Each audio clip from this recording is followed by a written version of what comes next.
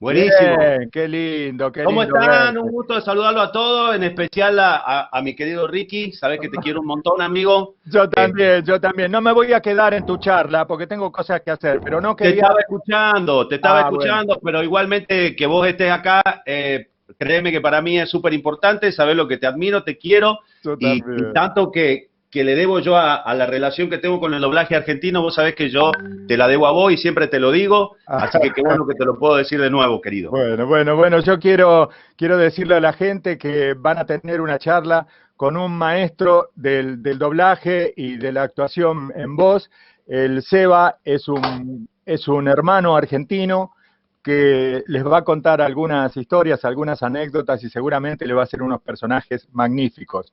Yo quiero decirle a la audiencia que, que sos un ejemplo para nosotros, un compatriota que se vino del interior, con esa humildad que tiene la gente del interior, pasó por acá y se fue a México y en México la rompió, porque las cosas que sabe hacer el Seba son magníficas. Solamente quiero pedirte dos anécdotas que yo siempre me acuerdo que son muy graciosas. Una cuando eras niño y hacías voces en tu casa, Ah, las, claro, las reacciones de tus padres, ¿no? Cuando pensaban que estaba medio chiflado el pibe. claro, claro.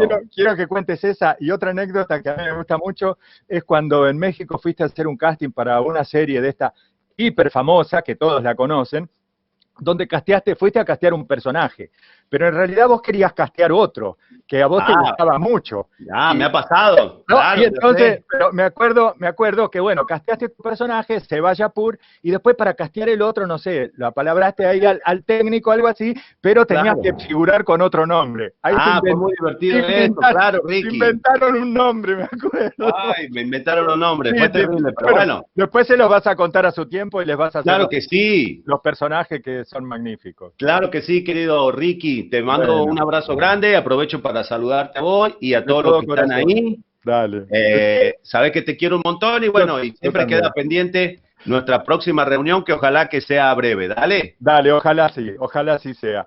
un Un beso beso enorme. enorme. Gracias, chau Gracias chicos, por a estar, todos, nos querido. vemos. Tengo dos cursos en este grupo, los martes y los sábados yo doy clases acá en la Escuela Argentina de Ah, ya Doblaje. sos un viejo conocido de ahí de los chicos. Sí, sí, por eso me prendí. Bueno, te mando un abrazo Te mando un enorme. abrazo grande, querido Ricky. Qué Chau gusto chicos, verte. chau a todos. Che, esto es enorme, qué cantidad de gente que hay. Bueno, ¿Viste? Y se va a poner más bueno porque hay algunos que se van conectando más tarde. Por ahora estamos rondando entre 40 personas. Hay unos que se conectan y otros que se perfecto. desconectan. Y una pregunta técnica. Sí, ¿Todos los que figuran acá están, independientemente de que tengan su pantalla o no? todos los que están ahí, esos cuadraditos, son alumnos, ¿sí? Todas las letras que hay aquí son alguien. Son alguien, Ok, exacto. Sí, sí, sí, sí. muy Después bueno. voy a hacer tipo al azar, que alguno te pueda hacer una pregunta en vivo para que los veas. Se lo Ok. ponemos en modo mosaico y los chicos tienen ganas, pueden activar sus cámaras, así Ah, ok, los no, no ves. ponen la cara, es decisión propia, digamos. Hay algunos que no tienen cámara, por ahí están conectados en Ah, una ok, computadora y no tienen cámara, y después hay otros que por perfecto, ahí, al estar en claro. cuarentena en Argentina, y bueno, Se no complica. hay peluqueros, ¿viste? Sí, Cosas claro. así. Sí, tenés un par acá que abren la cámara, pero apagan la luz, que es más o menos lo mismo que no abrir la Claro, cámara. sí, sí. Bien, bien, Tenemos ya a... voy entendiendo las estrategias. Perfecto, perfecto. Entonces yo me quedo aquí calladito y ustedes van manejando la situación, ¿ok? Voy a empezar en este momento, así no aprovechamos tu valioso tiempo. Y te voy a hacer una pregunta que se la hago a todo el mundo. ¿Cómo fue que iniciaste el doblaje? O sea, ¿qué fue, cómo caíste en el doblaje? Algo tan raro y particular para muchos.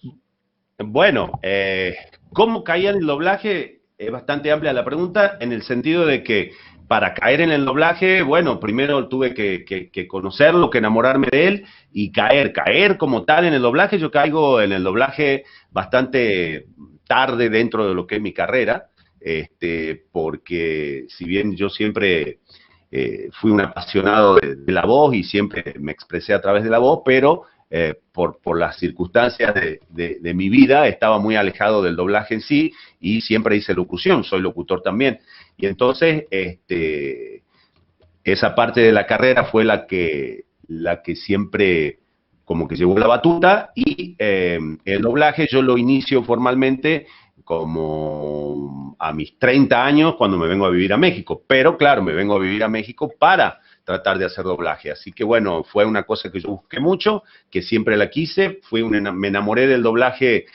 Digamos que yo era enamorado del doblaje sin saberlo, ¿no? Porque yo era un niño muy chiquito que era apasionado por la voz y escuchar, que es básicamente lo mismo, hablar y escuchar. Y entonces era fascinado por todos los dibujos animados, por todas las voces de la tele. Y cuando tenía unos 7 años, me entendí, mi mamá me explicó el proceso de cómo era el doblaje. Así que bueno, así fue como yo me enteré del doblaje. Yo me enteré específicamente del doblaje porque yo siempre fui muy fan de Los Tres Chiflados. Y entonces un día, en Jujuy, claro, estamos hablando de Jujuy, una vez al año nos llevaban a una feria que se hacía en Salta, muy cerquita de Jujuy, para que estos pobres niños collas tuvieran un poquito de civilidad, ¿no es cierto? Para que, parafraseando a la querida Negra Bernacci, nos convirtiéramos un poquito más en argentinos, ¿no? Y entonces ahí encontrábamos diferentes cosas y entre ellas me acuerdo que había una pantalla donde estaban pasando en Super 8 unos cortos de Los Tres Chiflados. Por supuesto me fui derechito a ver los cortos y me llamó muchísimo la atención cuando los escuché con esas voces en inglés y sumamente raras, diferentes, sonaba horrible. Entonces volví medio sorprendido, medio indignado, le conté a mi mamá lo que había pasado y ella me dijo, no, mira, lo que pasa es que eso, lo que vos ves en la tele está doblado. Me dice, ¿cómo que doblado? Y ya me explica, el doblaje es esto. Y entonces, bueno, me fasciné, por supuesto, me fasciné y dije, wow, eso es lo que yo quiero hacer de mi vida. Y bueno, me tomó, esto de arte 8, me tomó unos 20 años, pero lo pude conseguir. Buenísimo, genial. Es raro, digamos, para mí, que haya gente que sepa que es el... me he encontrado mucha gente que no sabía qué era el doblaje, como que uno piensa que ya los dibujitos vienen doblados de Claro, animado. claro. Entonces, me imagino que antes que yo tengo unos 30 años o sea, quien descubre Más o el menos para que nos doblaje, orientemos, sí señor. sí, antes que lo descubrí yo, que ya nací en cuna del doblaje, me resulta extraño, ¿no?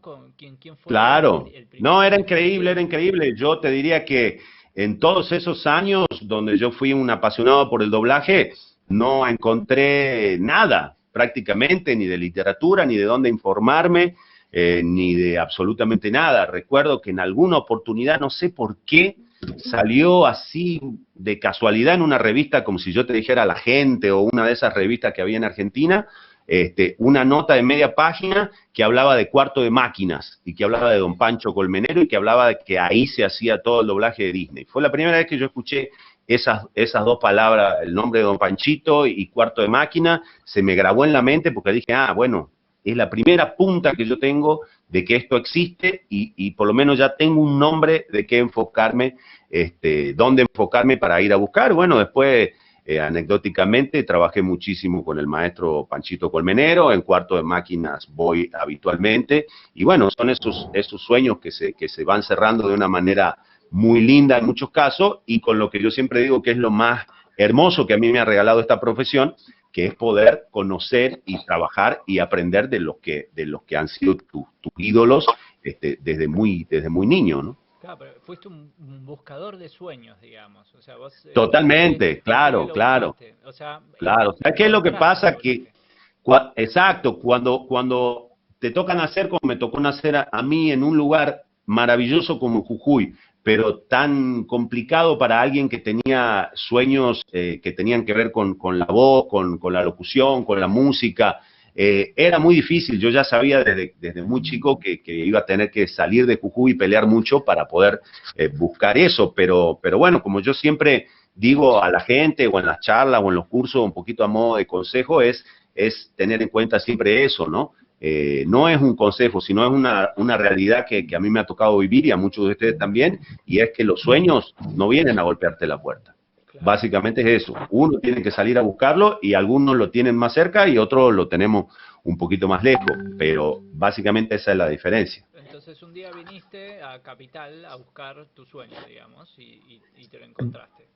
Vos sabés que no, vos No, sabés que claro. mi caso es un poquito raro, porque yo en Capital nunca Ah, estuve, estuve radicado un año cuando tenía 17 años, en el cual todavía yo estaba muy orientado hacia la música. sí. Estaba con la locución, pero también con la música. Entonces fui, estudié en el Manuel de Falla, ahí en el Teatro San Martín. Este, Fue una experiencia hermosa, pude aprender canto con una maestra espectacular, que en aquella época era maestra de Mercedes Sosa, en fin, muchas cosas lindas, pero lo que me sucedió a mí, con todo lo que me gustaba Buenos Aires, de los viajes que había hecho de chico, es que directamente irme a vivir con 18 años de Jujuy, con 600.000 habitantes, a Buenos Aires con 15 millones, fue un cambio muy grande y la verdad que se me complicó a nivel como anímico. Entonces, ahí yo me regresé a Córdoba, donde ya estaba mi hermano, y ahí seguí con la locución y empecé a estudiar publicidad. Yo soy parte de la generación de la primera escuela de publicidad que hubo en Córdoba. Actualmente, en aquella época era un instituto muy chiquito, terciario, que daba computación y algunas clases terciarias, entre ellas publicidad. Y bueno, y hoy en día eso fue creciendo y hoy en día se llama Universidad Siglo XXI y es uno de los monstruos de la educación en Argentina, pero en aquella época, bueno, yo fui de la primera generación de publicidad y empecé con la locución, trabajé mucho, conocí a mi socio y a mi compadre que se llama Gustavo Suárez, que él ya tenía un estudio de grabación, yo me asocié con él es el que me termina de descubrir, digamos, como un potencial para la locución, confía en mí y empezamos a trabajar juntos, y fueron 12 años de trabajo en Córdoba súper interesantes, donde yo aprendí un montón, aprendí a manejar un estudio, desde la cinta hasta las máquinas. Aparte, como yo siempre fui músico, para mí fue muy natural entrar a un estudio y de hecho me sentía feliz, ¿no? Entonces me empecé a involucrar en todas las áreas de la producción, desde hacer jingles, los coros femeninos, todo lo que se te ocurra que podía hacer, yo me metía y lo hacía. Llegamos a hacer cosas muy interesantes, toda la artística de ATC, cuando cambió su imagen, Canales, la Municipalidad de Córdoba, el gobierno, 12 años de mucho trabajo, y cuando tenía mucho trabajo, dije, esto no está funcionando. Entonces,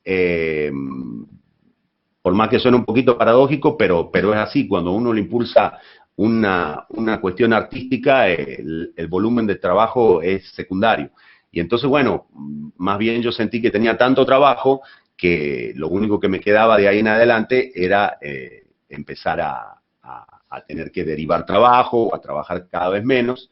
Y entonces dije, quiero hacer lo que yo quiero hacer y quiero, por un lado, crecer en mi carrera como locutor, pero por otro lado, aprender el doblaje. Y así fue como pasó. Vine a México en la época en que no existía Facebook, no existía ningún tipo de red social ni nada. Apenas se empezaban a existir las páginas web y el mail, ¿no? O sea, más de uno de ustedes no se acordará, pero el internet era por el teléfono, ¿no? O hablabas por teléfono o navegabas. Todavía era dial-up, así que fue venir bastante a ciegas, pero bueno, las cosas se fueron dando y pude aprender el doblaje. Así que bueno, eso fue todo el camino que me llevó a poder hacer doblaje, empezar a hacer doblaje. ¿Y te acordás cuál fue tu primer participación y en dónde? Pero claro, me acuerdo perfectamente. En México, en el doblaje, porque vos sabés que entre tantas cosas que yo hacía en Córdoba, también me tocaba de repente doblar comerciales, vieron que eso también se usa bastante, ya sea porque el sonido directo era malo, o por lo que sea, o aquí en este caso, por ejemplo, muchas veces te toca doblar a modelos que son por ahí brasileros o rusos y no hablan bien el idioma, en fin. Eso es lo que yo hacía en Córdoba y por eso había hecho algunos muy poquitos doblajes. Pero en México, la primera vez que yo me paré frente a un micrófono en una sala de doblaje, me invitó la querida Rebeca Patiño y estaba doblando una serie, no sé si era de Disney Channel o de qué, que se llamaba Stanley, era un nene chiquito así peladito, y en ese capítulo me acuerdo perfectamente que estaba lo estaban había una persecución así como por el interior de las pirámides, y entonces yo era un jeroglífico clásico, de esos jeroglíficos egipcios, que estaba así, y entonces el nene me preguntaba, pasaba uno de la persecución, y el niño me preguntaba, ¿lo viste pasar? Y yo le decía, se fue por ahí. Y eso fue lo primero que yo dije frente a un micrófono de doblaje aquí en México. Se fue por ahí. Y después, al poco tiempo, llegó mi primer pequeño personaje en cine, que fue una película también de Disney que se llamó Frío de Perros, con Cuba Gooding Jr., muy divertida también, donde de repente los perros él empieza a alucinar y sus perros cobran vida y aparece en una playa hablándole. Entonces, lo primero que yo doblé en cine fue un husky siberiano hablándole a un tipo mientras se toma un trago en la playa. Eso, de alguna manera, ya estaba asignando que mi carrera siempre se iba a mover por la ficción, por lo absurdo, ¿no? Y al día de hoy me sucede. Yo soy un actor de doblaje, doblajista, como le quieran decir. El otro día publiqué que era doblajista y algunos compañeros me retaron. Así que bueno, un laburante del doblaje, pero que no ha hecho prácticamente personajes que sean seres humanos así medianamente estándar, ¿no? O son caricaturas o son dibujos animados, y si son personas reales son bastante irreales o atípicas, ¿no? Y eso me fascina. ¿Alguien te apadrinó o algo para poder conseguir ese primer trabajo ahí en México? No, apadrinarme como tal no, pero sí hay mucha gente que me ayudó, mucha gente que confió en mí, mucha gente que me escuchó y se sorprendió y bueno, hay que tener en cuenta que había que tener una cabeza muy abierta en aquel momento. Estamos hablando del año 2002, había toda una cuestión político-económica. Si Dani anda por ahí, él me va a poder socorrer un poco más. Fue cuando vino todo este lío del corralito y todo lo demás. Entonces, después el corralito, sí. Todo eso, y entonces lo que se generó en nuestra industria de audiovisual fue que los precios bajaron absurdamente. Entonces, durante un tiempo, y antes de que los argentinos se avivaran, que inclusive luego terminaron avivándose hasta demasiado, mucha producción de muchas cosas se empezó a ir para Argentina. Entonces, era un momento de una efervescencia del antiargentinismo que siempre hay en Latinoamérica, pero en ese momento, y en el caso específico de México, estaba mucho más exacerbado, ¿no? Porque se empezaba a ir doblaje en masa para Argentina, cosa que antes no pasaba, producciones de comerciales, producciones de televisión, y entonces yo llego como argentino a querer insertarme en el mundo de la voz, lo cual para ellos es totalmente extraño, ¿no? Yo llamaba y decía, bueno, vengo de Argentina, quiero mostrarles mi demo, y me miraban como diciendo, ¿para qué quiero yo un argentino en México, ¿no?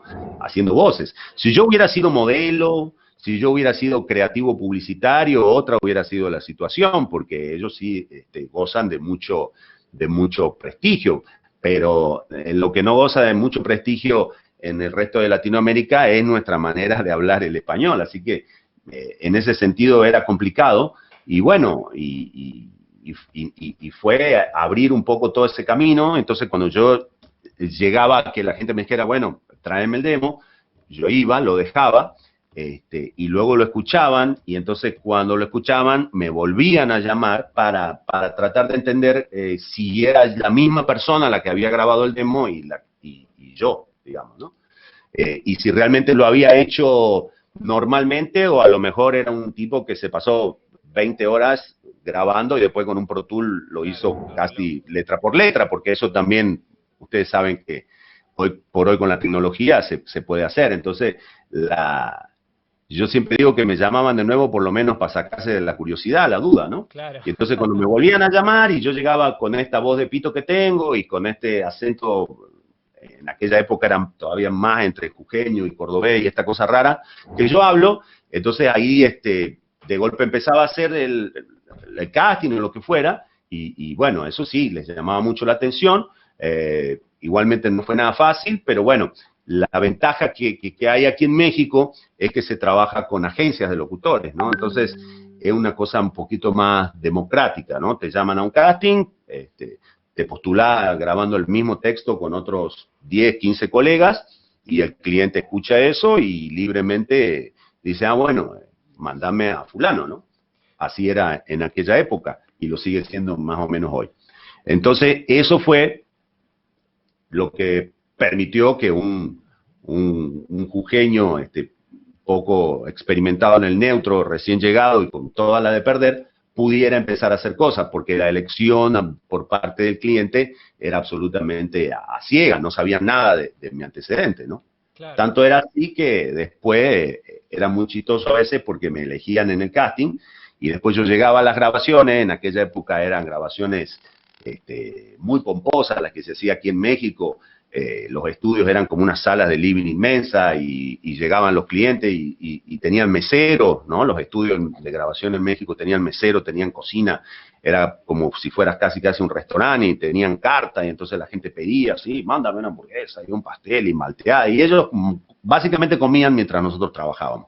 Pero era como mucha gente, ¿no? Y era una cosa ahí bastante pomposa y llegaba yo, hablando así como hablo yo, y se empezaban a desesperar, ¿no? Entonces empezaban a hablarle a mi agente, le decían, ¿qué pasó? ¿A quién me mandaste? Dice, no, quédate tranquilo, si es él que hizo el casting. No, este es un pinche argentino, cabrón, y no sé qué. Bueno, hasta que yo me metí a la sala y empezaba a hablar y ahí ya se daban cuenta que sí, pero al principio obviamente fue remar un poco contra la corriente, ¿no? Porque no es lo que vos te esperás, no es lo habitual. Y al día de hoy han pasado, no sé, yo llevo en México 19 años y creo que locutores argentinos que trabajen debe haber uno más y actores de doblaje uno o dos más, no más que eso, ¿no? Claro, son poquitos. Ahí Dani, porque no es fácil. A ver, Dani, ¿estás ahí? Sí. Hola Sebastián, ¿cómo estás? Hola Dani, ¿cómo te va? ¿Qué dice mi amigo Jujeño? ¿Bien? Bien, todo muy bien, gracias, acá, tranquilo. Tuve problemas con internet, no sé por qué, se me cayó la compu y se cayó el teléfono, por eso no pude estar desde el comienzo para presentarte, que esa era la idea. Sé que estuvo claro, Ricky. Querido, qué lástima. Bueno, aquí nos adelantamos, Alan nos estuvo conduciendo muy bien, pero Sí. qué bueno que ya te tenemos de vuelta. Muchas gracias. Bueno, Alan es un capo. Igualmente estuve escuchando lo que estaban hablando, pero no podía yo tener imagen y micrófono para que ustedes me vean. Ok. Así que bueno, continúen, que estaba todo muy, muy bonito. Dale. Ya no me acuerdo dónde había quedado. Estabas hablando de cuando llegaste a México y lo cierto. difícil que resultó que aceptaran que un Es cierto. argentino... Sí, es verdad. No resultaba nada fácil. Otra cosa, otro prejuicio que después pasaba, para que ustedes vean cómo por ahí cosas muy pequeñas influyen muchísimo. Cuando yo les contaba estas sesiones donde yo llegaba hablando como argentino, qué sé yo, bueno, después yo entraba a cabina y la gente se tranquilizaba. Pero, ¿qué es lo que pasaba después? Que cuando ellos veían y me escuchaban hablar como argentino y todo eso, y yo me metía a la cabina, cualquier cosa que sucediera en relación a mi locución que no les gustara, me decían, se te salió lo argentino.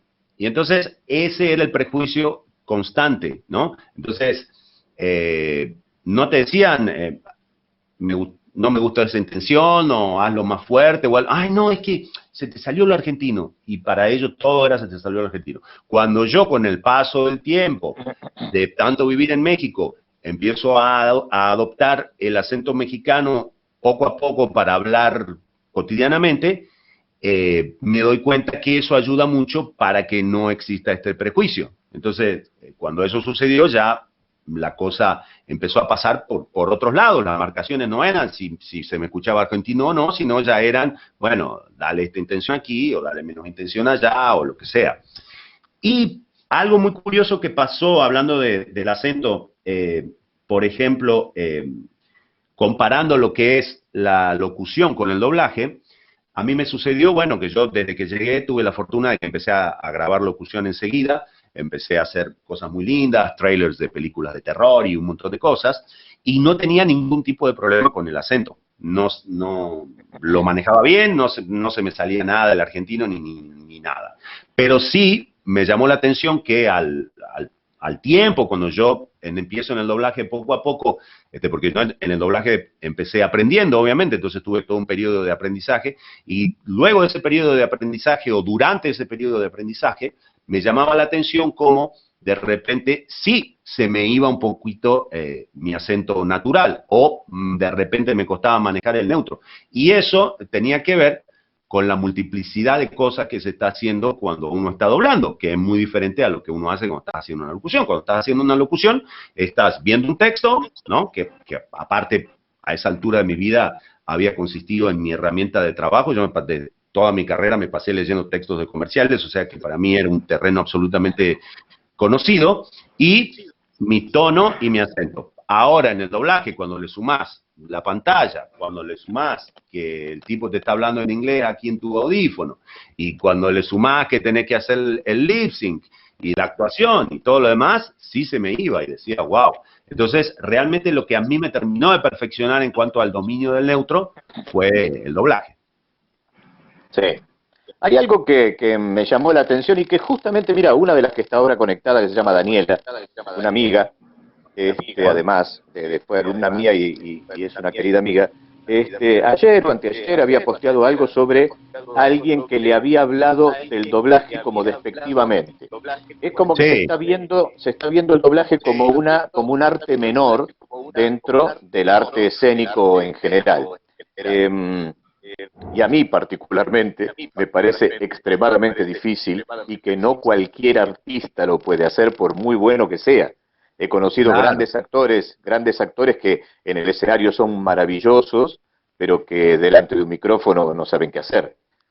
Claro, no es nada fácil. Pero mira, yo creo que, ¿sabes qué es lo que pasa, Dani? A nosotros, a nuestra generación, nos ha tocado vivir este cambio tan importante que tiene que ver con las comunicaciones, con las redes sociales, y muchas cosas pasan por ahí, el mundo pasa por ahí, y el mundo se cambia a partir de eso. ¿Por qué lo traigo a colación? Por ejemplo, hablábamos hace un ratito con Alan, me decía que cómo era difícil conocer o estar al tanto con algo que tuviera que ver con el doblaje en aquella época, y yo le decía que efectivamente, sin embargo, a partir de las redes sociales, todo se facilita mucho más, ¿no? ¿Y a qué voy con esto? A que también como las redes sociales y eso han permitido un movimiento a favor del doblaje muy lindo, donde las redes sociales nos quieren mucho a los actores, donde nos siguen un montón, donde están pasando cosas increíbles a través de eventos y donde los actores de doblaje hoy tenemos una visibilidad que antes no teníamos. Pero bueno, en la misma proporción también crece la contra, digamos, la gente que tiene otra forma de ver las cosas, la tilinguería, los pseudointelectuales que dicen, ay, pero ¿cómo no ven la película en su idioma? Y no la ven en su idioma porque no saben su idioma, ¿no? Básicamente. Pero bueno, teniendo en cuenta que cada uno de los argumentos es súper atendible, yo creo que lo que pasa hoy en día es que el Internet o las redes sociales son este gran amplificador de opiniones, y bueno, esas opiniones siempre han estado. Lo que pasa es que ahora crecen. Yo le voy a contar, no sé si tenemos tiempo, pero para que ustedes se den una idea, Dani, de cómo esa tilinguería y esa estupidez han sido constantes, que aquí en México, en los años 90, hubo, y volvió a repetirse un mismo conato hace un año, dos intentos de parte de legisladores nacionales de promover leyes antidoblaje, que prohibieran el doblaje. Y paradójicamente, esas leyes, ¿sabes por quién eran presentadas? Por, en su caso, María Rojo, y en este caso también otro muchacho, los dos actores. María, una actriz de cine súper conocida, qué sé yo, cuando llega a diputada nacional, el caballito de batalla de su mandato fue hacer una ley antidoblaje. El argumento de ellos, fíjense cómo ellos es que al existir el doblaje, permite que más gente vea producciones internacionales. Y entonces eso va en detrimento del cine nacional. Ajá, interesante. En realidad lo que ellos están haciendo es que buscar la manera de obligar a que el público vea las películas nacionales independientemente de que sean buenas o no. Claro. Sino porque se conviertan en la única opción para analfabetos, para gente que tiene problemas Sí, de vista y para claro. tanta gente que sabemos que no es que disfruta el doblaje, sino que les resulta imprescindible. Imprescindible y muy cómodo además. A veces yo le Claro, comentaba a los alumnos, no solamente está la persona de mucha edad que tiene que tiene pocas posibilidades de ver la letrita pequeñita, o niños, los niños generalmente siempre las películas uno las tiene que doblar, los dibujos claro, animados se doblan, porque no tienen la capacidad de llegar a leer con la rapidez que pasan las imágenes. exacto, por Pero supuesto. Y además de eso, aparte, sí, además de eso, está la persona que, por ejemplo, a la tarde está en su casa, que se encarga de su casa, que se encarga de sus niños, y que está en la cocina, que está en el baño, que está acá, que está allá, que está planchando, que está lavando. Entonces, escuchar, está viendo algo, tiene la tele prendida como una gran compañía, y lo está escuchando en un idioma entendible. Entonces no se pierde la trama de lo que está viendo o escuchando, porque va hasta la cocina, prepara el café, pero mientras tanto sigue escuchando. exacto. Eh, Y aparte hay una cosa, Dani, muy importante que pasa con el doblaje, si es que uno ve esta situación sin apasionamiento. Digamos, nosotros obviamente formamos parte de esto y uno tiene un apasionamiento, pero tratando de distanciarse un poquito de esto, el análisis para mí es muy frío. Hay tres opciones en las cuales se puede apreciar un material audiovisual. En idioma original, si lo hablas. Subtitulado o doblado. sí, Estamos de acuerdo hasta ahí, ¿no es cierto? hasta ahí. Si sacamos lo óptimo que es que la persona hable el idioma, no lo habla, perfecto. Nos quedan dos opciones. Sin ningún tipo de duda, entre esas dos opciones, el doblaje es absolutamente superior. Sí. El doblaje es absolutamente superior al subtitulaje por donde se lo mire. Entonces, no se trata de que sea una cuestión de gusto, se trata de que objetivamente, quitando la opción de ver la película en su idioma, es la mejor opción. El subtitulaje te quita parte del contenido. El subtitulaje te distrae tu vista y te quita apreciación visual de una película porque te obliga a que tu vista esté concentrada el 80% del tiempo en el 20% de la pantalla. El subtitulaje simplemente transmite una idea de lo que se está diciendo, pero no transmite, por una cuestión lógica de tiempo, ustedes saben que el subtitulaje solo puede contener X cantidad de palabras cada 2 segundos y medio, entonces quien hace subtitulaje reduce un montón. Me imagino que Claro. aquí, por ejemplo, sin ir más lejos, debemos tener muchos compañeros, alumnos, amigos aquí que hablan inglés, y el que habla inglés bien, cuando ve una película subtitulada, se quiere matar porque se da cuenta de que no están diciendo a veces ni el 50% no están tipeando ni el 50% de lo que el actor está diciendo. Cosa Claro. que con el doblaje nunca sucede, no se pierde, con el doblaje no se pierde una idea.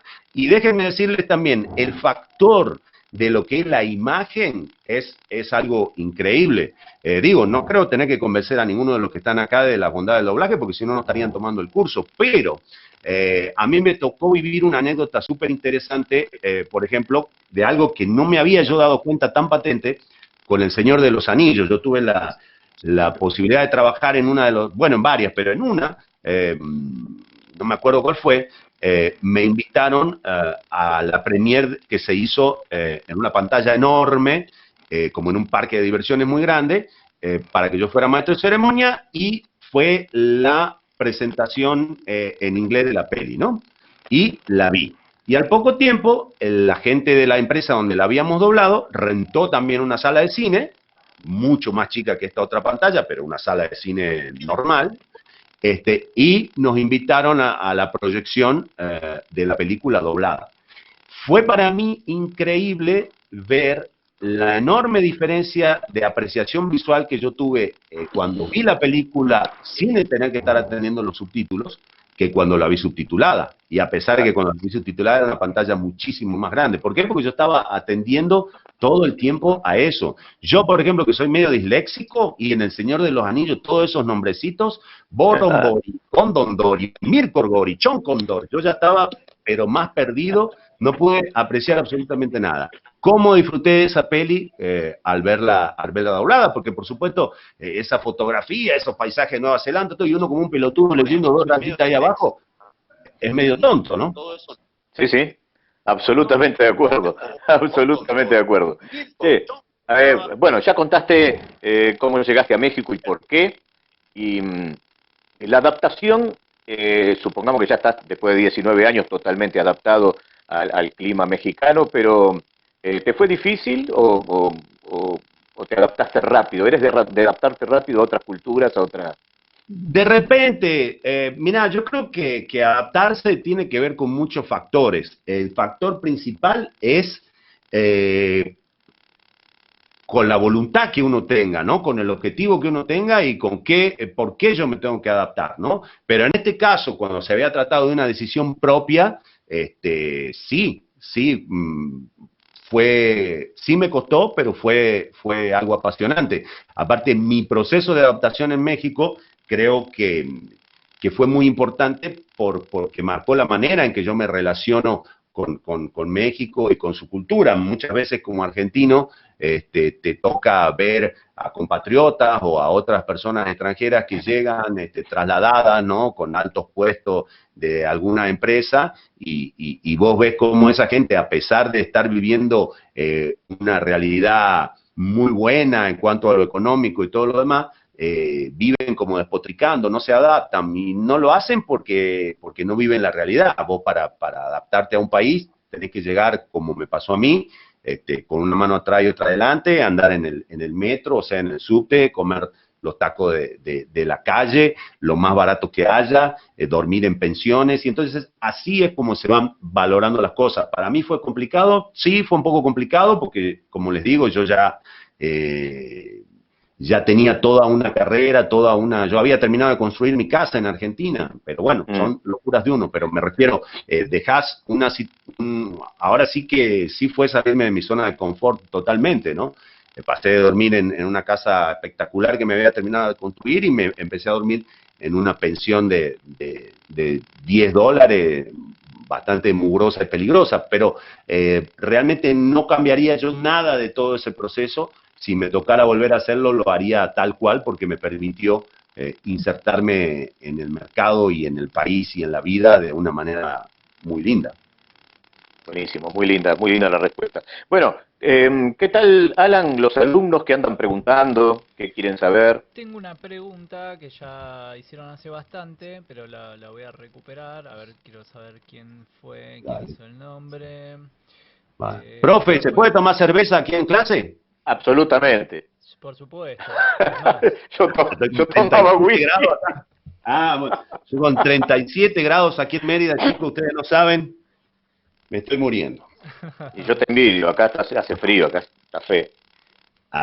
Pero pasa que aquí todo el año hace esa temperatura, entonces como que uno ya se vuelve medio loco. Uno de los chicos, que ahora te digo el nombre, porque no encuentro exactamente quién fue, porque pasó hace bastante, pregunta, ¿cuál fue el personaje que más te gustó hacer? Varios, yo tengo la fortuna de hacer y de haber hecho y de seguir interpretando a personajes increíbles, así que bueno, elegir uno sería muy difícil, pero por ejemplo, más o menos siguiendo la historia de mi carrera, le tengo mucho cariño a Bruce, el tiburón de Buscando a Nemo, porque ese fue el primer papel, digamos, no protagónico, pero del elenco estelar de una peli. Fue la primera prueba que yo hice para Disney, prueba de voz, pero en este caso de cine, que también se empezaron a hacer. A mí me invitaron junto a gente increíble del doblaje. Hoy, por ejemplo, lo estamos recordando en esta fecha tan especial, día 15, a mi querido Pepito Labat, que lamentablemente tiene ya un par de años de su partida. Para mí la mejor voz en español que yo escuché en mi vida y afortunadamente mi gran amigo, él también estaba en esa prueba y fue una cosa increíble que la anécdota fue muy divertida porque, digo divertida ahora, ¿no? Fue muy particular porque cuando vos vas a hacer una prueba de voz de un proyecto de cine, sobre todo para Disney o para Warner, todo se maneja con mucha secrecía, tenés que firmar cartas de confidencialidad, etcétera, etcétera, y por ningún motivo puede suceder que si vos estás participando de una prueba, sepas quién más participa y mucho menos escuches la prueba del otro, ¿no? Claro. Pero en este caso, el ingeniero, cuando yo estaba listo y esperando con mi audífono para dar la prueba, a la hora de soltar la grabación, soltó el play y estaba la pista de Pepe, dando la prueba para ese personaje. Entonces, bueno, primero mi emoción, porque cuando uno escucha la voz de su ídolo, te emocionás, pero después de que pasaron 2 segundos dije, pero qué pelotudo, estoy perdido, ¿no? Estoy perdido. Se está Pepe dando la prueba, Claro. ¿qué puede quedar para mí? Por supuesto la di con mucha alegría en realidad, porque dije, bueno, qué bueno que me tengan en cuenta para una prueba con este nivel de talento, ¿no? Así que di la prueba lo mejor que pude y bueno, fue una gran alegría que me hubieran escogido y fue un personaje increíble, Bruce, ¿no? De Buscando Nemo. Le tengo mucho cariño a Kiko, ¿no? Pedí a Ricky antes la anécdota de esto que me pasaba cuando yo era chico, que era muy fanático del Chavo y hablaba todo el día como Kiko, ¿no? Como Kiko. Siempre en lo que a mí me pasa es que yo escucho y reproduzco, o sea, en realidad no soy actor de doblaje, ni soy locutor, ni soy cantante. En realidad lo que yo hago es escuchar y hacer como una muy buena interpretación de lo que debe ser un buen locutor o de lo que cómo debe sonar un tiburón o cosas así. Todo a mí lo que me guía es el oído, ¿no? Y entonces, escuchando a Kiko, inmediatamente lo empecé a imitar y me llegó un momento que esta locura que yo tengo me ganó y hablaba todo el día como Kiko. Entonces, mi papá, primero se enojaba mucho, me decía, deja de hablar como Kiko, no sé qué. Y ya al último, ya el enojo se volvió preocupación y le decía a mi mamá, bueno, vamos a tener que llevarle a un psicólogo a este chico porque se volvió loco, ¿no? Obviamente mi mamá, sabia como son todas las madres, le dijo, no, quédate tranquilo, esperá, ya se le va a pasar, y efectivamente. Pero bueno, tener 25 años después de esa anécdota, la posibilidad de que te convoquen para una prueba, para la serie del Chavo, para mí fue increíble. Pasó lo que contaba Ricky, me convocan, y llego yo, por supuesto, exultante, y resulta que me habían llamado para hacer la prueba del profesor Girafales, porque como yo soy muy alto y hago de repente personajes así graves, habrán dicho, bueno, a lo mejor a Seba le queda. Yo nunca nunca había hablado como Girafales, pero dije, si me están dando la oportunidad, no la desperdicio de ninguna manera. Lo escuché un par de veces como pude, ahí lo saqué, ahí hice a Girafales como pude, y le empecé a hablar. Por suerte el director de la prueba era amigo mío, trabajábamos hace muchos años, y le digo, ya tienen la voz para Kiko, así como sondeando, ¿no?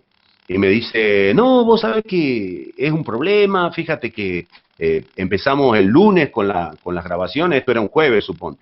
Empezamos el lunes y ya está todo el elenco completo, pero nos falta Girafales, nos falta Kiko, no hemos conseguido a nadie. Yo sabía que hacía meses que llevaban haciendo esas pruebas por diferentes estudios. Incluso yo ya había perdido un poquito la esperanza de que me llamaran. Pero me cuenta que para el personaje de Kiko habían probado como a unas 80 personas, incluido el hijo de Carlos Villagrán, imitadores, gente de todos lados. Y lo que sucedía es que en aquel momento Chespirito, Roberto Gómez Bolaños, vivía todavía, él estaba ya retirado acá cerquita en Cancún, y entonces su hijo Roberto Gómez Fernández era quien hacía la preselección, y lo mejorcito se lo mandaba a su papá, y él en definitiva era el que decía, elegía, ¿no? Qué actor iba a ser cada personaje. Y entonces, así fue que él escuchó mi prueba, hasta ahora no le había gustado a nadie, entonces le dije, bueno, yo hablo como Kiko, no sé qué, me miró, viste, medio raro el director, le digo, dame chance de hacer la prueba. Me dijo, bueno, va. Yo no hablaba como Kiko hacía un montón, 25 años por lo menos, 30 años, no me acuerdo, 25 habrá sido, sí. Y pum, me puso en un capítulo viejo del Chavo, me puso los audífonos, volví, respiré un poquito, hay una regresión, inflé los cachetes y pum, me fui con todo Kiko. le gustó, básicamente, se lo mandaron a Chespirito, a él le gustó, me escogió y me llamaron al día siguiente, que era el viernes, me dice, señor, tiene llamado el lunes para el proyecto del Chavo Animado. Le dije, ah, qué bueno. Y le pregunto así, medio hecho el tonto, le digo, ¿pero para qué personaje? Me dice, para los dos, para Vale y para Kiko. Y para Kiko. Y así fue como empecé toda la primera temporada del Chavo. Yo hice al profesor Girafales, luego por cuestiones de problemas de salud de mi mamá, empecé a irme para Argentina. Entonces, como ese era un proyecto de Televisa, ellos se pusieron un poco nerviosos y dijeron, bueno, le vamos a dar Girafales a otro. Y yo me quedé haciendo a Kiko todas las temporadas, salvo la última, donde me asignaron también para darle voz al señor Barriga, un personaje muy lindo. Pero bueno, que te hayan elegido para un personaje tan icónico, ¿no? De México, de la cultura mexicana, como es Kiko o cualquiera de los de Chespirito, siendo un extranjero, para mí fue un motivo de mucha alegría. Y Sí, claro. por supuesto que está entre mis favoritos, ¿no?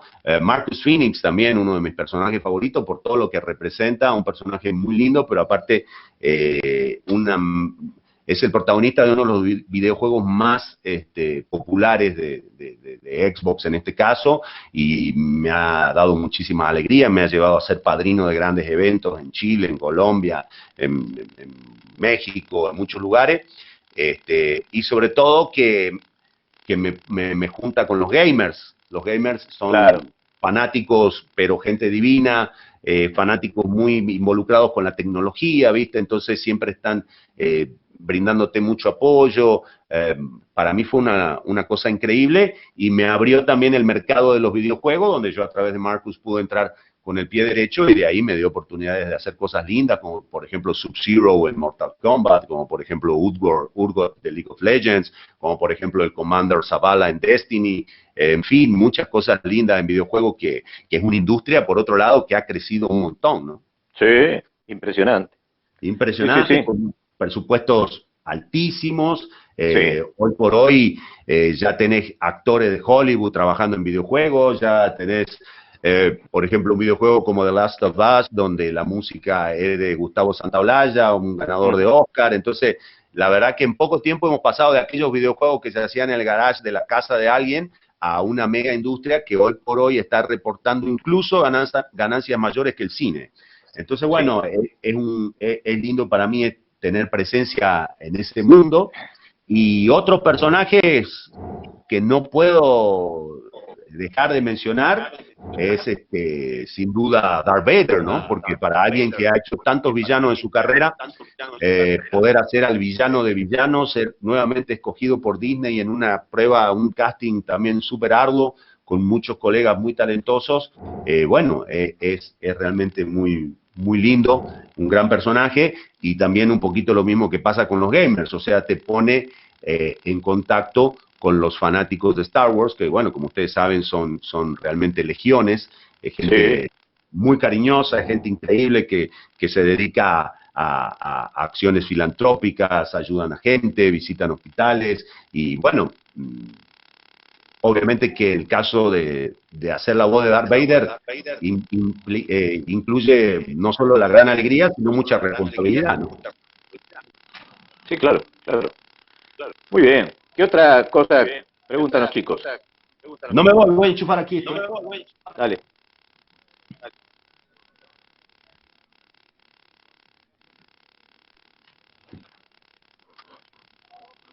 ¿Estás?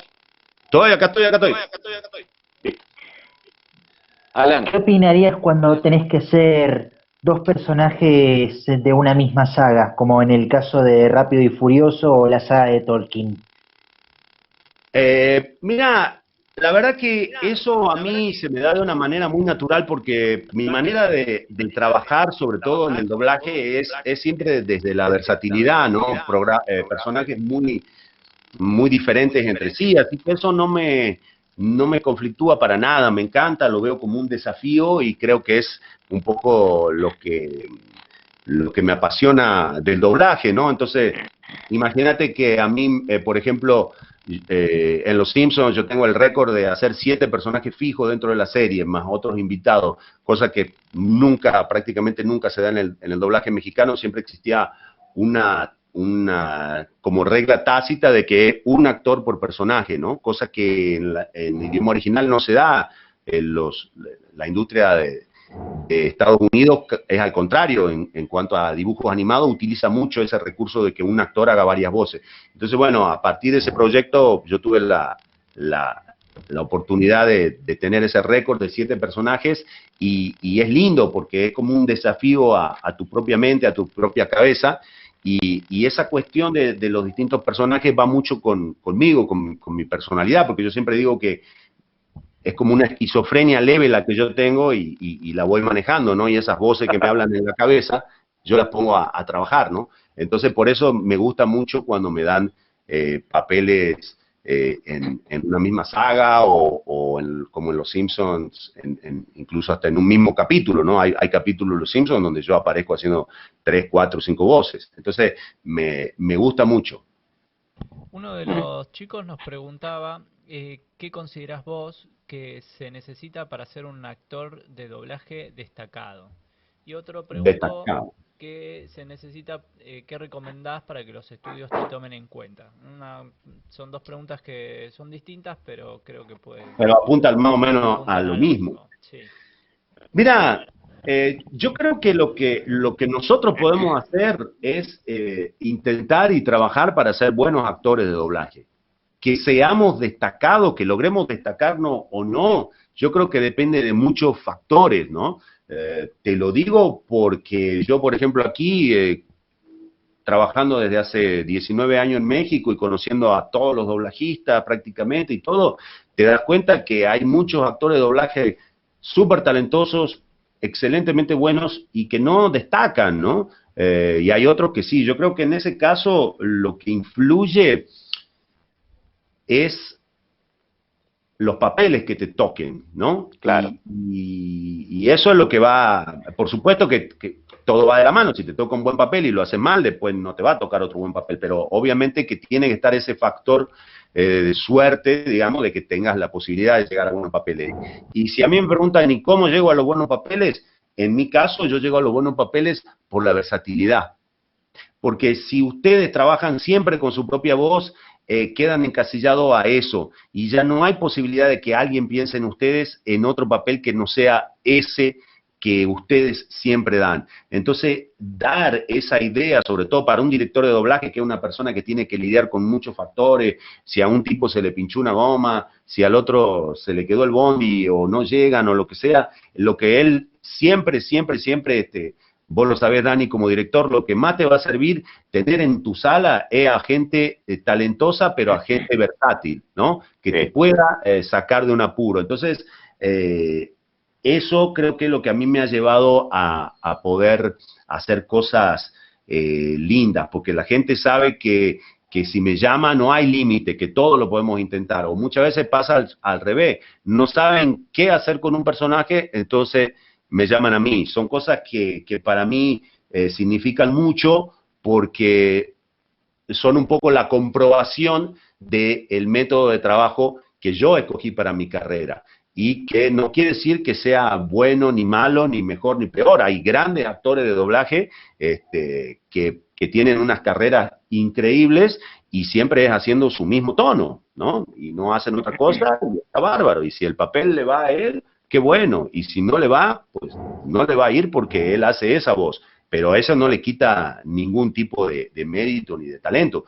Yo lo hago porque me divierte y me nace hacerlo de esa otra manera, pero es lindo comprobar que eso te ayuda a poder hacer cosas, ¿no?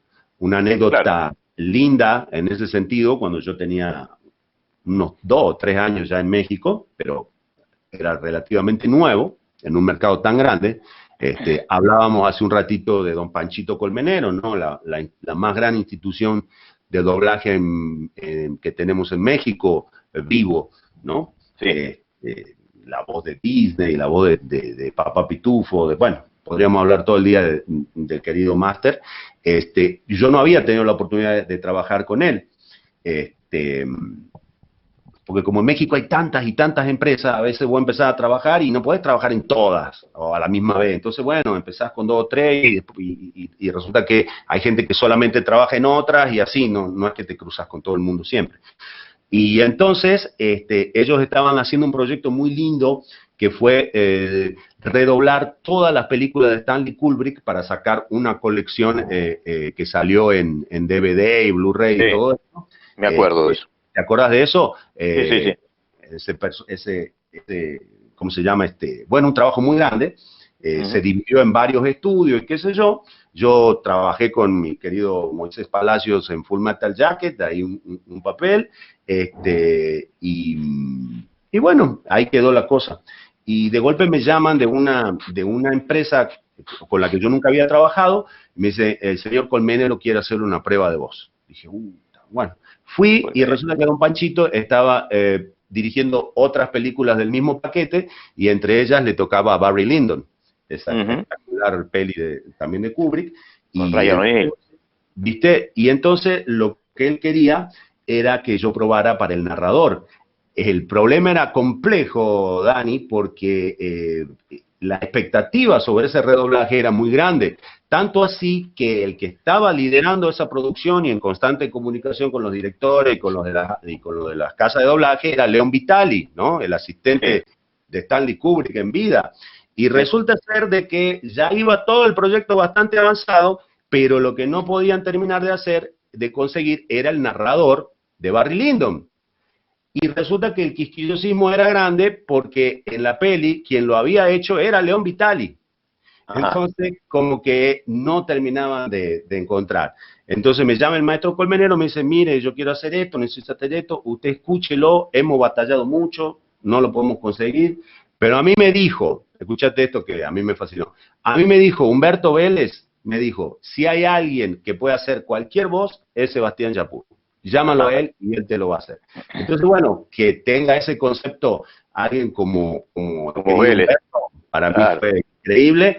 Pude hacer la prueba, hice la prueba, afortunadamente le gustó a Leon Vitali y yo hice la narración de Barry Lyndon, un trabajo increíble que fue lo primero en que me dirigió don Panchito. Así que bueno, son esas alegrías que te da esta profesión y que las nombro no tanto por mi propio ego, que por supuesto lo tengo porque si no sería artista, sino porque tiene que ver con esta gente tan admirada como Pancho, o como el mismo Humberto, o como Moy Palacios, que para mí, a pesar de todo lo que yo pude hacer en esta carrera, sigue siendo el capital más grande de haberme venido a México, es ese, conocer a esta gente, ser amigo de Mario Castañeda, que él me haya dirigido en mis primeros trabajos, en fin, y como esos tantos, ¿no? Entonces, creo que es la experiencia que a uno le queda, el trabajo, pero sobre todo poder aprender de gente tan talentosa. Muy bien. Sabes que yo coincido en todo esto que estás diciendo, de la versatilidad del actor, etcétera, etcétera. Y es algo que los chicos que están ahora escuchándote lo van a entender porque yo se los transmito a ellos, ¿no? Ah, qué bueno. A mí me pasa lo mismo, y nosotros en la escuela hay un segundo nivel del aprendizaje de doblaje que se lo dedicamos exclusivamente a la parte interpretativa. Y a la parte interpretativa lo dividimos en módulos. Entonces hay módulos donde uno dice, pero por ejemplo los infomerciales, los típicos comerciales estos de televisión donde tienes que ser súper extrovertido y sobreactuado y esas cosas. Claro. Bueno, hay que aprender a hacerlas porque no cualquiera las puede hacer. No. En realidad, tú puedes ser un muy buen actor de doblaje, tener una muy bonita voz, pero en realidad son muy pocos los que pueden hacer todas las cosas. Entonces yo lo que les digo a los chicos es, ustedes prepárense para todo. Si después no tienen posibilidades de hacerlo, bueno, no importa, aprendieron algo que no pusieron en práctica. Pero terrible sería que algún día alguien los convoque, les pida algo y no lo tengan. Exacto. Entonces, es una herramienta más, ¿no? Claro. Bueno, otra pregunta. Uno de los varios chicos ya preguntaron qué recomendás o cómo trabajar esa versatilidad en las voces. Mirá, específicamente la versatilidad, se logra, me parece a mí, desde un punto de vista bastante particular que tiene que ver con, yo le llamo, no enamorarse de su voz, o sea, no comprarse lo que uno vende, ¿ok? Creo que ese es el secreto y tenemos que tomarlo un poquito como el ejemplo de lo que es la actuación como tal. ¿Por qué digo esto? Porque muchas veces los que estamos en el medio de la voz, muchas veces llegamos al medio de la voz o llegan al medio de la voz ya con ciertos prejuicios que tienen que ver con la locución, como decía Dani recién, si la voz es bonita, si la voz no es bonita, ciertos parámetros que la locución suele como imponer, y entonces hay toda una cuestión media ficticia en la cual como que ya empezamos a crear ahí esa cuestión de que los hombres tienen que ser de voz gruesa y las mujeres tienen que hablar todas así, como si estuvieran al borde del orgasmo, y se crean esos... Bien, si ustedes prenden la radio, por ejemplo, en el auto aquí en Buenos Aires, que todas las mujeres suenan iguales, todos los hombres suenan iguales en FM, entonces ese tipo de cuestiones a veces son como intrínsecas, y te pasa, seguramente ahí en la escuela le habrá pasado, que chicos que llegan por primera vez a tomar un curso y ya llegan, hola maestro, mire, yo lo que pasa es que a mí... Y vos decís, bueno, este tipo, o sea, todavía no aprendió nada y ya tiene todos los vicios. Entonces, ¿a qué voy con esto? No se enamoren de su propia voz. A mí me dijeron que tengo una voz bonita para esto. Nadie tiene una voz bonita, o sea... Primero principal, la voz bonita no existe porque algo que no se puede ver, que no se puede medir, que no se puede pesar, ¿qué parámetro tenemos para decir que una voz es bonita o no es bonita? Eso es una pelotudez. Por otro lado, lo que sí existen son muchas voces. Yo siempre le digo al revés, imaginémonos una película donde todas fueran voces bonitas, ¿no? Llega el mozo, señora, ¿qué va a beber? Y la señora, oh, por favor, un café con leche. El que barre la vereda, que es un viejito de 80 años, adelante, señor. Sería un embole de película, ¿no? O sea, porque la película tiene que representar la diversidad de personajes que tiene, y no todas las voces son bonitas y no tendrían por qué ser bonitas. Entonces, si nosotros nos quedamos muy conscientes de cuál es nuestra voz natural, cuál es nuestro tono natural, no ese que nos hace parecer más seductores, no ese que usamos para atender el teléfono cuando nos llama el novio solamente los primeros 5 meses, ya después de ahí el chip se les cambia, pero me refiero, no a esa voz así siempre linda, sino su voz del día a día. Esa es la voz que nos va a sacar adelante en una carrera de locución, en una carrera de actuación. Saber manejarla significa poder crear un personaje y saber a dónde volver. Si nosotros nos creemos que esta ya es nuestra voz, porque, sí, mira, me queda bien, bueno, entonces, sí, señorita, me da una Coca-Cola, por favor. Si empezamos con esa, primero, no podemos construir un personaje. Y si casualmente llegamos a poder construirlo, no vamos a saber a dónde regresar. Y el actor, básicamente, es eso. Es un tipo que se pone un disfraz, hace una mímica, una actuación y se lo quita. Y de eso se trata. No sé por qué en la cuestión de la voz, de la locución, nos cuesta mucho sacarnos ese disfraz. Y es como que tenemos una tendencia a estar todo el tiempo en este modo. Sí, claro, no, porque yo, porque vos, porque... Y eso es perjudicial desde todo punto de vista. Primero, porque no nos permite la versatilidad. Segundo, porque nos daña el aparato fonador, porque es un tipo de apoyo que no es natural, que no está diseñado como para que lo hagamos todo el tiempo, ¿no? Una cosa es que vos hagas pesa y otra cosa es que andes con una mancuerna de 80 kilos todo el día en el ómnibus, ¿viste? O en el kiosco, no tiene sentido. O sea, cada cosa en su lugar. Yo hago tonos graves, sí hago tonos graves, pero cuando me toca hacerlo, ¿no? Si yo estoy todo el día haciendo tonos graves, lo más probable es que agote mi garganta y pierda esa capacidad de versatilidad. Entonces, me parece que la cosa pasa por ahí. No sentir vergüenza de hablar como nosotros hablamos normalmente, que por otro lado nos pasa a todos, ¿no? A todos, si nos escuchamos nuestra voz grabada naturalmente, vamos a decir, pero yo tengo esa voz de mierda. Sí, tenés esa voz de mierda. ¿Por qué? Porque uno no puede ser objetivo consigo mismo, ¿no? Así como cuando te ves al espejo te ves divino y después cuando te ves la foto en el casamiento decís, está horrible. Bueno, porque así es. Entonces, con la voz va a pasar lo mismo, no se aflijan por eso. Nuestra voz natural no tiene por qué gustarnos, pero tenemos que ser muy conscientes de que esa es nuestra voz y ese es el lugar al que tenemos que poder volver, y de esa manera no vamos a poder ir a ser personajes más dramáticos, más divertidos, tonos más graves, tonos más agudos, y creo que un poquito por ahí pasa ese secreto, practicar y sobre todo no tener vergüenza, ¿no? No, claro, fundamental, eso es lo fundamental. Otra pregunta de los chicos, Bueno, miren que ya vamos acá 1 hora 50, así que tenía un pedido que fue muy reiterado, no solemos Ajá. pedirlo nosotros, pero querían que nos muestres tu abanico de voces. Esos ¿Algunas voces? personajes. Dale. ¿Qué les gusta? Eso Eso- depende del gusto de cada quien. Bueno, A ver. esos personajes que te gustó, por ejemplo. Ah, de lo que me gustaron.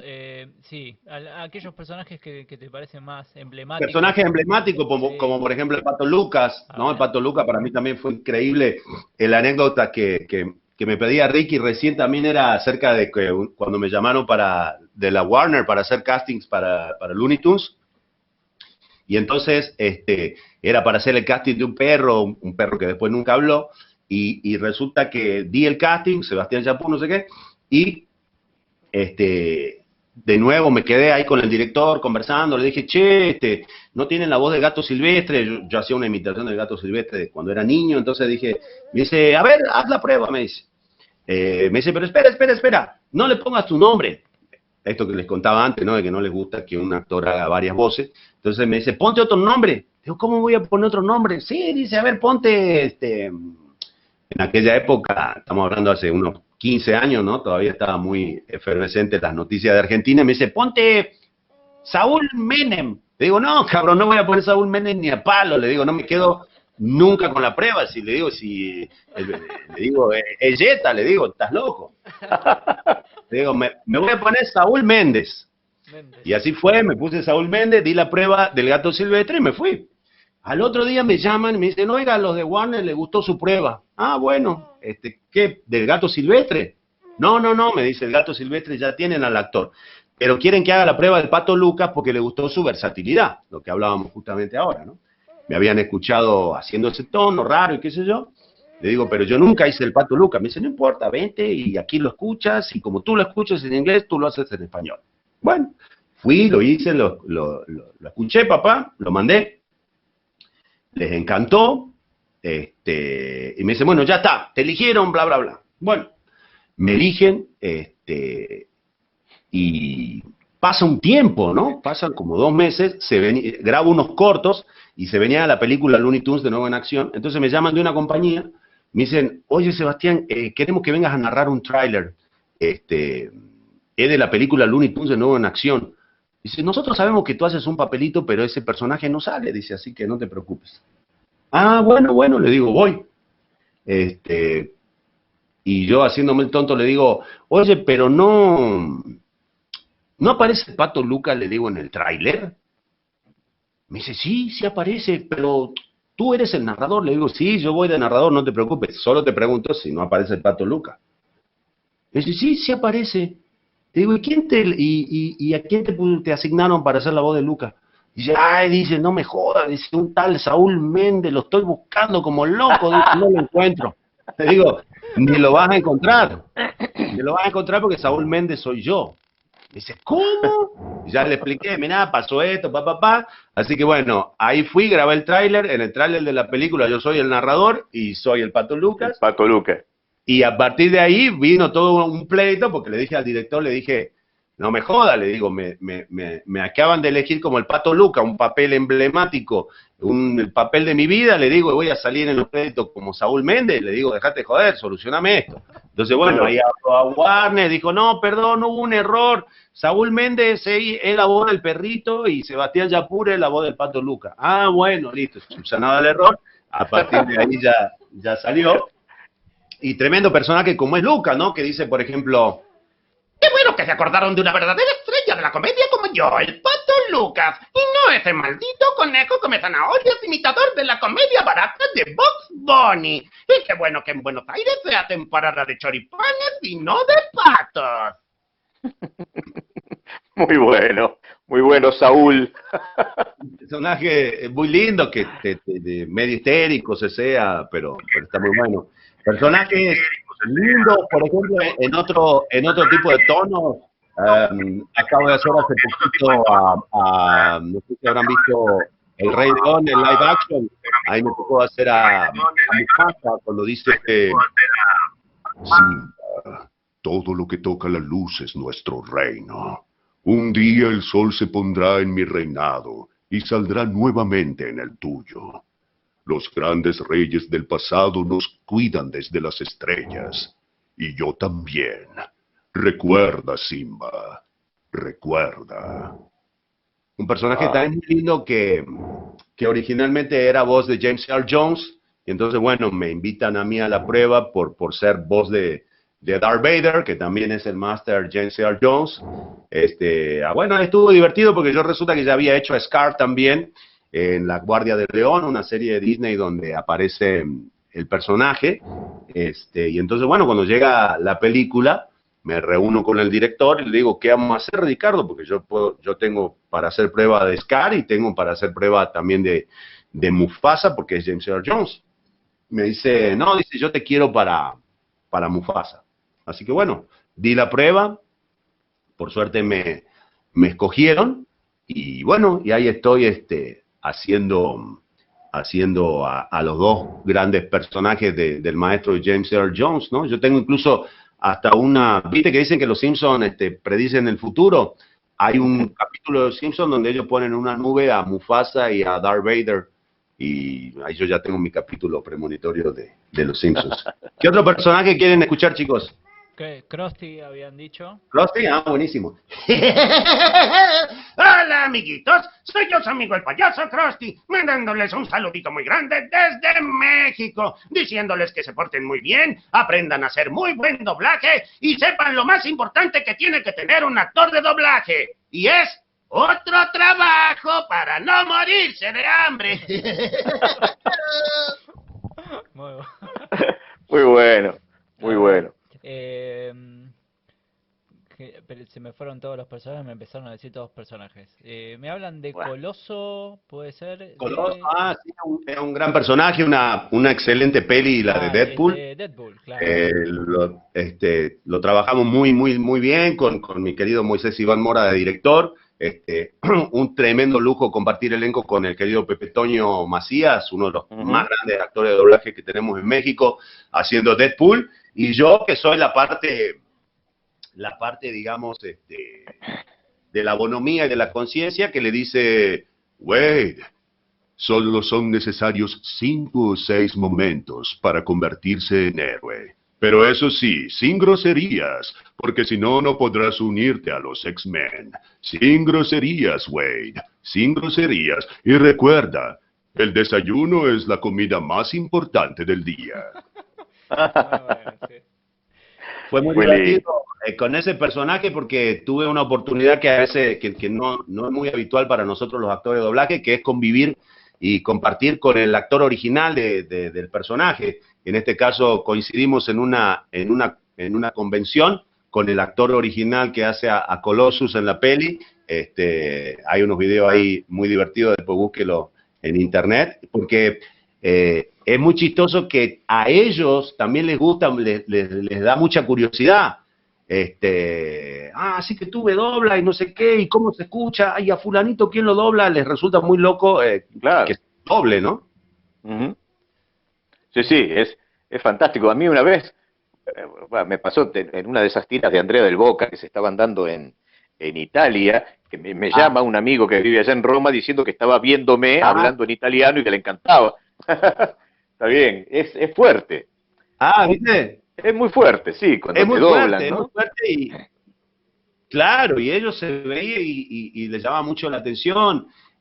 Por ejemplo, yo trabajé en Gotham también y en una convención me encontré con el actor que hace de Batman cuando es niño, y también nos presentaron y a él le llamaba mucho la atención y él quería saber, pero él decía, ¿quién me dobla a mí? ¿Cómo se llama? Decirle Claro. que porque le resulta muy, muy curioso, ¿no? Sí, es cierto, es fuerte, sí. Bueno, a ver, hagamos una... Chicos, Una última pregunta, ¿te parece bien? Para así te dejamos claro. descansar. Bueno, a Me ver, parece bien, el una última primero que preguntita. levanta la manito digital, le va a poder se conecta y le hace una acá. Mariano Herrero, ponete la cámara y el mic y hacerle la pregunta. Para que Mariano, te ¿me encuentre, escuchás? Marian, Hola, sí, acá estoy. ahí está. Ah, acá abajo, ¿no? Con gorrita azul, ¿no? Gris, pero sí. Ah, está, ya te vi. Decí Bueno, la pregunta que tengas. bueno, primero quería decirte que me encanta tu trabajo, Gracias. para empezar. Y después me gustaría preguntarte si cuando te fuiste a México, como que buscaste una empresa, o sea, algún lugar de doblaje o de locución, como habías dicho, que tiene como lugares donde juntan gente antes de irte, o directamente te lanzaste. Sí busqué, pero como yo les decía, en aquella época la cosa era muy diferente, no había redes sociales ni nada de eso, y el internet todavía era un poquito como un adorno, ¿viste? Las páginas web recién empezaban y eran como una cosa que las empresas tenían ahí, ¿viste? Como una especie de vida digital, no había mucho de dónde investigar. Yo recuerdo que en esa época lo único que se podía era mandar mails, entonces yo me puse durante meses, cuando decidí esta aventura, me puse durante meses a buscar, a navegar en internet, navegaba en la noche y me acuerdo que mandé 300 mails entre México y Miami, porque yo también me fui en un viaje de exploración, hice México y Miami. Y mandé 300 mails. Y de esos 300 mails me contestaron 3, quitando las respuestas automáticas, ¿no? Me contestaron 3. De 300 mails me contestaron 3. Uno de esos 3 me dijo, aquí en México los estudios no decidimos los locutores, sino que hay agencia de locutores. Claro. La más conocida es fulanita y menganita. Cuando vengas, anda a visitarlos. Y esos fueron el único dato que yo tuve. Llegué,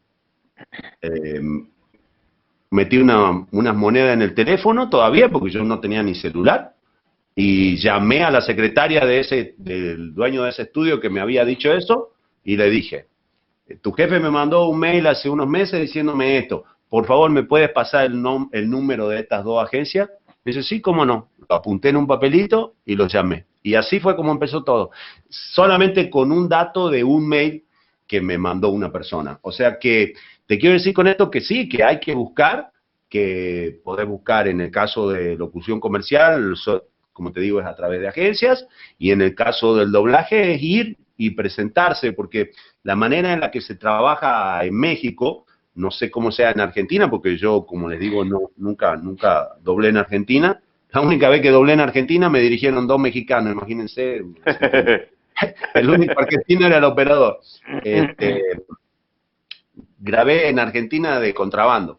Y entonces, la manera que se hace en Argentina es, a los que les interesa el doblaje, van a las empresas de doblaje y dicen, bueno, me vengo a reportar, ¿no?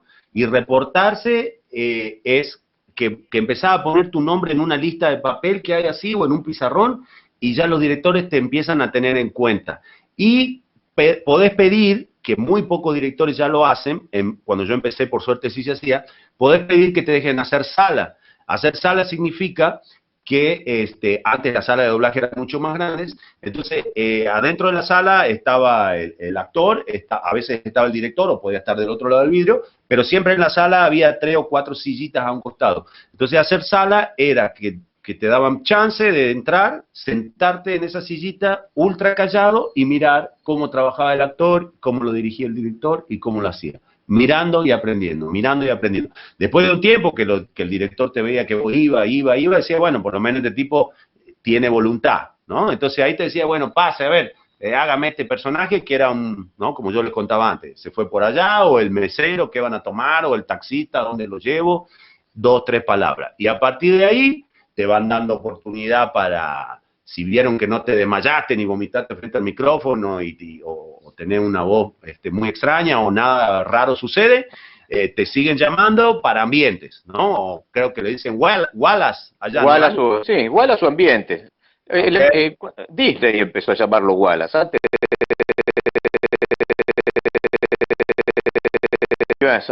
Bueno, acá cuando vino Aldana, claro.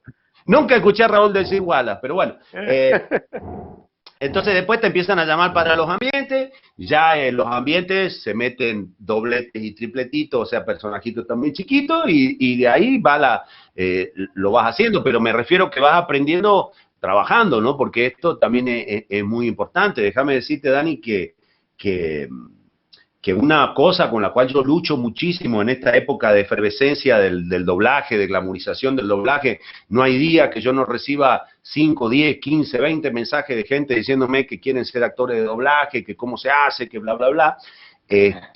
Lo que también pasa, así como se convierte en un gran amplificador de toda esta cuestión, también se convierte en un gran amplificador de mucha gente que sin conocimiento y experiencia se ponen a vender cursos y todo eso, ¿no? Aprovechando la efervescencia. Sí. Entonces, bueno, qué bueno que ustedes hayan decidido por una institución donde hay gente profesional, porque créanme que de eso se trata, ¿no? Hasta ahora yo les acabo de contar cómo empecé yo y en el interín no tuve ningún profesor, y así lo hacíamos todo en aquella época. Imagínense lo que es llegar a México, digamos, el país con más doblaje que hay, y no había ni siquiera escuela, ni curso, ni nada. En México no había nada.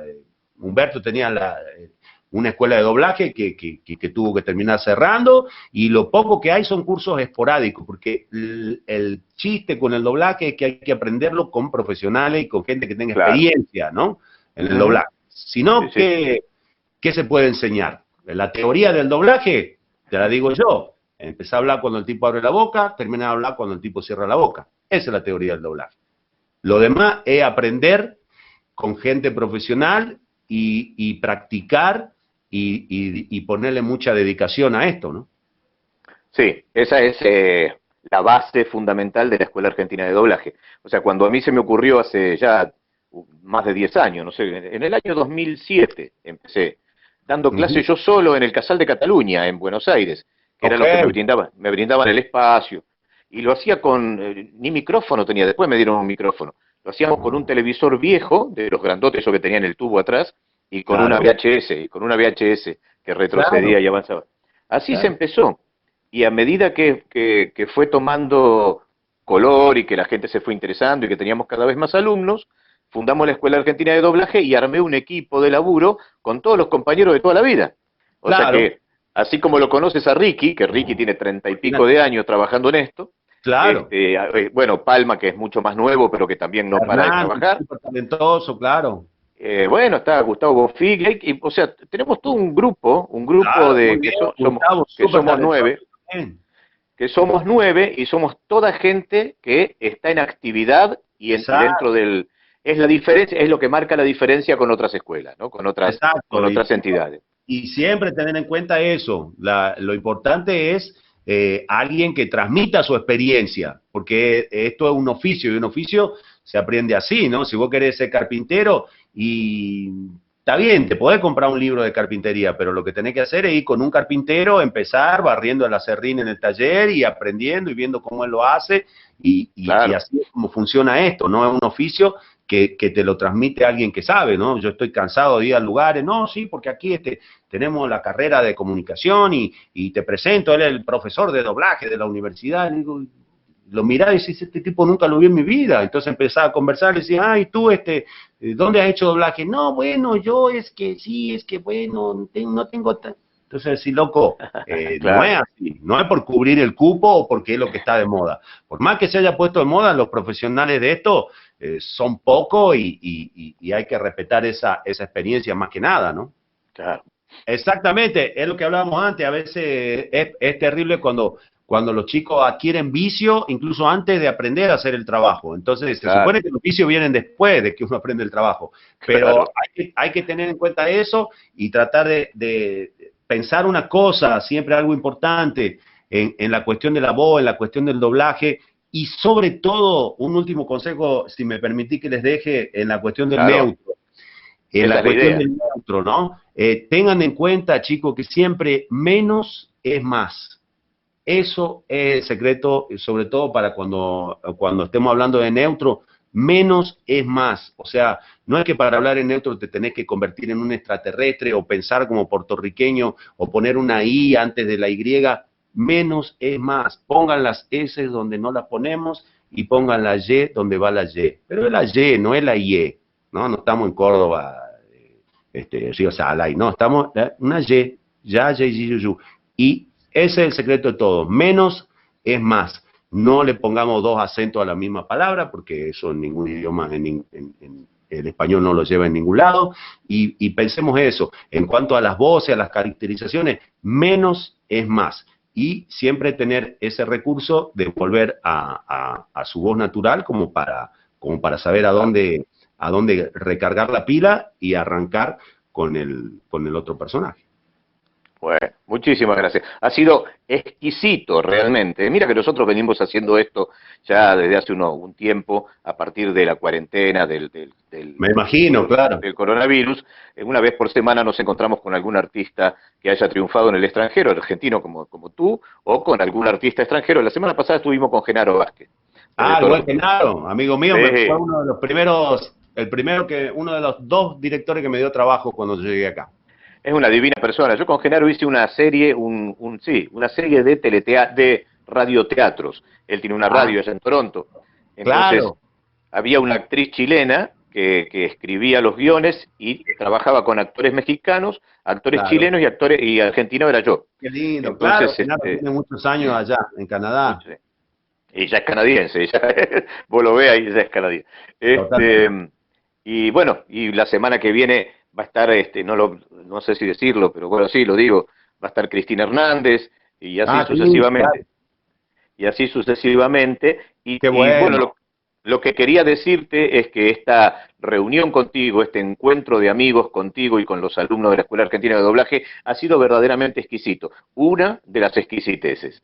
Lo sabíamos, de antemano, los que te conocemos, lo sabíamos de antemano porque ya sabemos de tu ductilidad para poder comunicarte. Pero realmente te lo agradezco en el alma. No, al contrario.